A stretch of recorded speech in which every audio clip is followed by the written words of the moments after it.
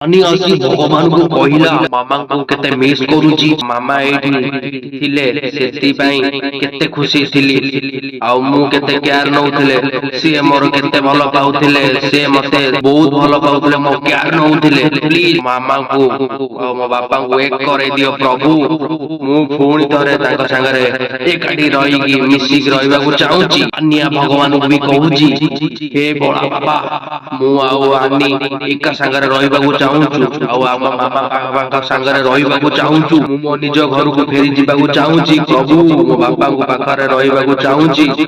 ମୁଁ ମୋ ମାମା ବାବାଙ୍କୁ ଆଉ ଆନିଙ୍କୁ 4 ଜଣ ଏକାଠି ମିଶି ରହିବାକୁ ଚାହୁଁଛୁ। ପ୍ରଭୁ ତମେ ସାନ ପିଲାଙ୍କ କଥା ଶୁଣ ନା, ପ୍ଲିଜ ମୋ ମାମା ବାପାଙ୍କୁ ଝଗଡା ବନ୍ଦ କରେଇ ଦିଅ ପ୍ରଭୁ। ତମେ ପ୍ରଭୁ 2 ଜଣଙ୍କ ଫ୍ରେଣ୍ଡସିପ ପୁଣି ଥରେ ପକ୍କା କରେଇ ଦିଅ ପ୍ରଭୁ। ପ୍ଲିଜ ପ୍ରଭୁ ପ୍ଲିଜ। ଆସି କହିଲା ଗୋଡି ବେକାର କରିଦେଇଛି, ତମେ ଠିକ ଅଛ ତ ଆଦ୍ୟା? ଆଦ୍ୟା ଆସି କହିଲା ହଁ ଠିକ ଅଛି ମୋ ଗୋଡ। ଅଂଶ ଦିବ୍ୟା ଆସି କହୁଛି, ଅଂଶୁ କହିଲା ଭାଇ ତୁ ଏଠି?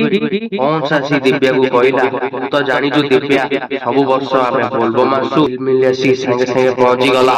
କହିଲା ଅପା ଆଉ ଦିବ୍ୟା ଦେଖି ଖୁସିରେ କହିଲା, ଆଉ ଖୁସି ହେଇଗଲା ଦିବ୍ୟା। ଆଉ ମଲ୍ଲିକା ଆସି ସେତେବେଳେ ସାଙ୍ଗେ ସାଙ୍ଗେ ଆସି କହିଲା ତମେ ଆସିଲ ଅଂଶ? ଅଂଶ ଆସି କହିଲା ମଲ୍ଲିକା ପୁଣି ଥରେ ତମେ ଆମ ପଛରେ ପଳେଇ ଆସିଲ? ମଲ୍ଲିକା ଆସି କହିଲା ମୁଁ ମୋ ନିଷ୍ପତ୍ତି ବଦଳେଇ ଦେଇଛି ଅଂଶ। ମୁଁ ଏବେ ଆଉ ଘରକୁ ଯିବିନି, ତମ ସହ ମିଶିକି ମନ୍ଦିର ଯିବି। ଝିଲମିଲି ଆସି ମଲ୍ଲିକାକୁ କହିଲା ଅପା ତମ ପାଖରେ ତ ବୋଲବମ ପାଉଙ୍ଗି ନାହିଁ, ଜିତା ତ ନାହିଁ, ପବିତ୍ର ଜଳ ବି ନାହିଁ, ଢାଳି ହେଇଯାଇଛି। ଆଉ ଏବେ ମନ୍ଦିର ଯାଇକି କଣ କରିବ? ଆଉ କଣ ଲାଭ ଯାଇକି? ମଲ୍ଲିକା ଆସି କହିଲା ହଁ କଣ ହେଇଗଲା ସେଠୁ? ତମର ସ୍ତ୍ରୀ, ମୁଁ ଅଂଶର ସ୍ତ୍ରୀ, ମୋର ଅଧିକାର ଅଂଶର ସବୁ ପ୍ରତିରେ ଅଛି। ଆଉ ମୋର ଅଧିକାର ଅଛି କି ମୁଁ ବୋଲବମ ଯାତ୍ରାରେ ଅଂଶ ଯାଇକି ମିଶିକି ଭଗବାନ ଉପରେ ଢାଳି ପାରିବି।